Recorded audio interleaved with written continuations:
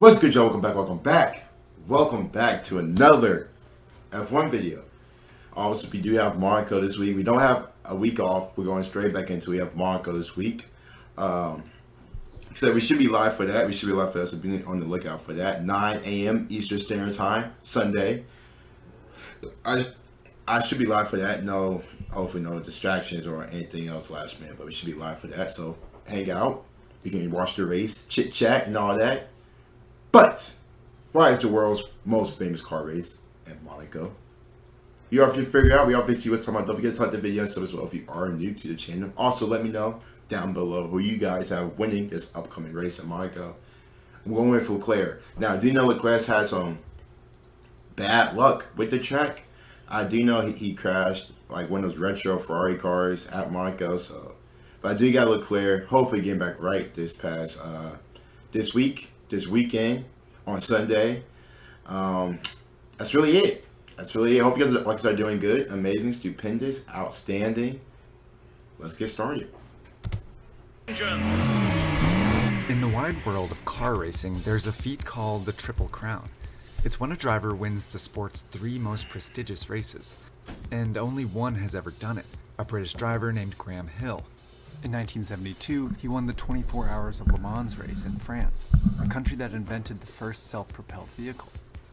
In 1966, Hill won the Indianapolis 500 in the American Midwest, home to the world's biggest car companies. That's right.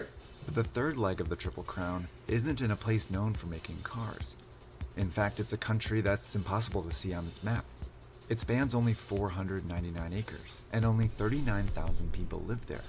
Yet it's home to the most important of the Triple Crown races, the most picturesque road race, the most glamorous, most demanding circuit, perhaps the most difficult, the Monaco, the Monaco Grand Prix. It's 78 laps around a course unlike... Hold up, isn't Monaco in France? I know my geography. I ain't stupid.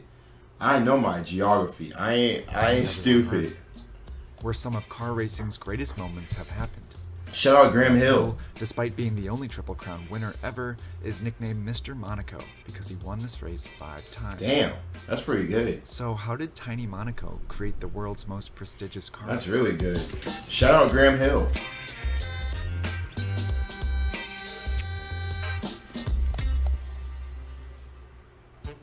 Monaco is the world's second smallest country, spanning That's just a country? 2 square kilometers. In 12 Okay, there's a city. I could have sworn there was a city called Monaco in France. How I know that? Because there's a French soccer team called AS Monaco, and they play in France. To be honest, I had no idea Monaco was his own country. I swear to God, I did not know that. Actually, let me take that back.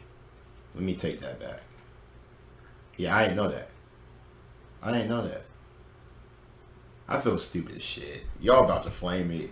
Y'all about to dislike the video. An Italian family seized this area, called the Rock of Monaco from a rival family. Grimaldi. But over the centuries, it was controlled by the Spanish, the Sardinians, and the French. In 1861, the French finally recognized its sovereignty with a treaty, keeping the Grimaldis in power as monarchs. Around the same time, the gas-powered automobile was invented, and in a few that bad boy decades, goes crazy. Europeans were obsessed with racing them. Car manufacturers like Mercedes, Bugatti, and Peugeot would pitch their fastest models against each other. And countries began hosting national races called the Grand Prix. In the 1920s, the Automobile Club de Monaco set out to create their own Grand Prix.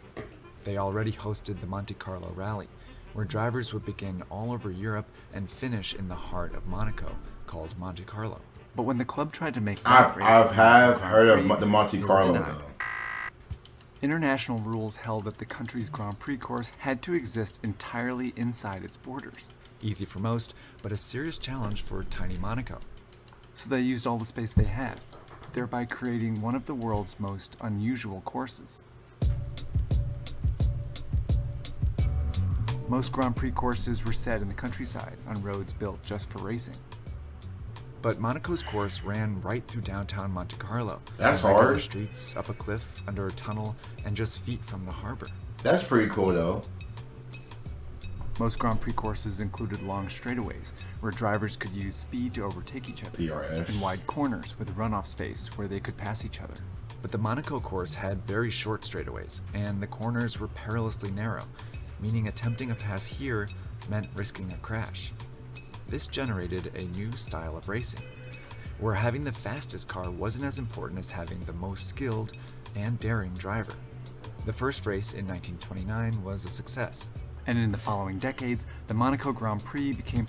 I will say, I guess he's like posters or cover pages.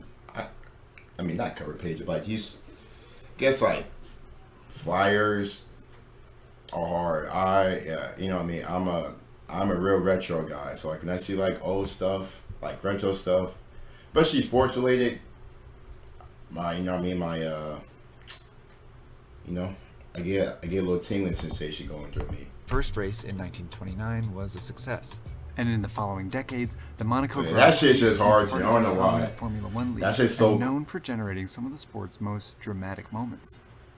In 1955, Italian driver Alberto Ascari was leading the race until he flew off the road and into the harbor here, a spot where many dreams would come to an end. Oh my God. In 1970, Australian Jack Brabham was winning until he crashed here on the final corner on the final lap. That's right, nobody And in knows. 1982, catastrophe struck 5 drivers in the final 3 laps, starting with Alan Prost at the harbor. And as Prost goes into the tunnel, he is now on his way to his 6th Grand Prix victory. And there goes Prost! Then Riccardo Patrese at the hairpin turn.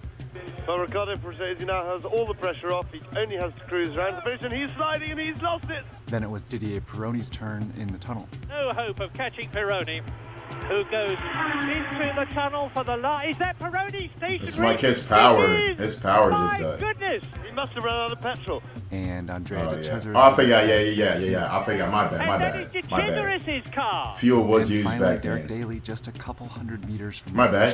finish. Now, there is Derek Daly coasting to a standstill. This is unbelievable. And now Patrese is coming in to win. But while this course was unique in the sport, it alone didn't make the Monaco Grand Prix famous. It got help from the people watching here. And to understand how they got there, we need to talk about taxes. Remember that treaty in 1861? Yep. Where the French recognized Monaco's sovereignty? Well, it actually came at a pretty steep price. Previously, Monaco included all of this area, where citrus farms brought in most of the country's revenue. But in 1848, the people here rebelled against the Grimaldis, partly because taxes were so high. Yeah. So to save their kingdom, the They not Grimaldis going signed for a it. treaty, They not going giving for France it. all this territory in exchange for their sovereignty and 4 million francs. But it left Monaco tiny and broke. To bring in money, the Grimaldis hatched a plan to offer Europeans something they couldn't get at home. At the time, many countries were passing laws that restricted gambling, so the Grimaldis had a casino built, eventually named the Casino de Monte Carlo. It struggled at first, but when a railroad was built connecting it to France, it boomed. By 1869, the casino brought in so much revenue that the Grimaldis stopped collecting taxes from its citizens. Good. This was another opportunity to offer Europeans something they couldn't get elsewhere. Good. Tax rates were rising in most European countries, Jeez. especially on the rich. Monaco offered them a place to stash their fortunes. The UK was going crazy It made with itself a taxes. tax haven. Europe's wealthiest people flocked to Monaco. They built luxury hotels, theaters, and mansions, and brought their yachts, and of course, their fancy cars. Before long, celebrities Frank joined their Sinatra, Charlie lavish Chaplin, parties. Kirk The tiny Douglas. country entered the world Some white spotlight girl. when famous actress Grace Kelly married Prince Rainier Grimaldi III in 1956. Today, out of a population of 39,000 people, a third are millionaires. Damn. But only about 9,000 are native Monegasques, meaning the rest are foreigners, here to enjoy the low taxes and the parties. The biggest of the year is the Grand Prix. In the sparkling waters of Monte I need to go to Monaco. No cap. I gotta go to Monaco. Carlo, the wealthy Gotta go to uninvited, Monaco. relax in those rich, peaceful surroundings. But for one day in the year, that gilt-edged peace is threatened. Throughout the weekend, lavish parties attract the rich and famous, Brady. attract the press, and therefore the spotlight to Monaco. Cristiano, Watch the yeah. race from the best seats, here, The harbor. on the yachts, just a few feet from the course. They turned the Monaco Grand Prix into a Dwayne worldwide Wade? spectacle, and car racing's most prestigious event. With its hazardous twisting course, The the Wade. Monaco Grand Prix is known as the race of 1,000 corners. Brazilian driver Nelson Piquet used to say that the Monaco Grand Prix was like cycling around your living room, meaning it's too tight. In the last 90 years, the course has only changed in minor ways. In fact, if it was designed today, it wouldn't pass Formula has only changed in minor ways. In fact, if it was designed today, it wouldn't pass Formula One safety standards, because the cars have completely transformed. When William Grover Williams won the first Monaco Grand Prix, his French Bugatti averaged 84 kilometers an hour to set a lap record. In 2018, Red Bull Racing's Max Verstappen set a new record averaging 150 kilometers an hour. And he drove a car more than twice the size. Overtaking on Monaco's narrow streets was difficult in the early 20th century, but it's nearly impossible now. Yeah, that's what everybody said. In the past 16 races, the car that started at the front of the race has gone on to win 12 times. Oh man, that's not good. So basically, whoever likely wins the pole position, basically whoever gets P1 in qualifying, basically has the race. That's what you guys have mentioned. Like, there isn't really a lot of passing at Monaco. That sucks.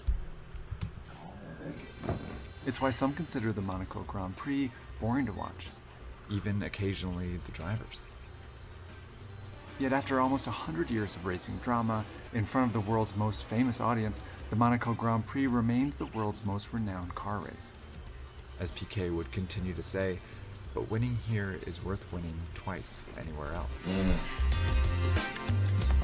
Very, very good video, man. Shout out to Sam Ellis and this whole channel, man. Excellent video. Vox, I'm sorry. Shout out Vox. What you guys think, man? Hey, Monaco should be fun though. Hopefully there's some rain. You know, shit, we need something. We need some rain or something. Just hope it's not boring. Hope you guys enjoyed the video. Don't forget to like the video and subscribe if you are new to this lovely channel. And I will see you guys later.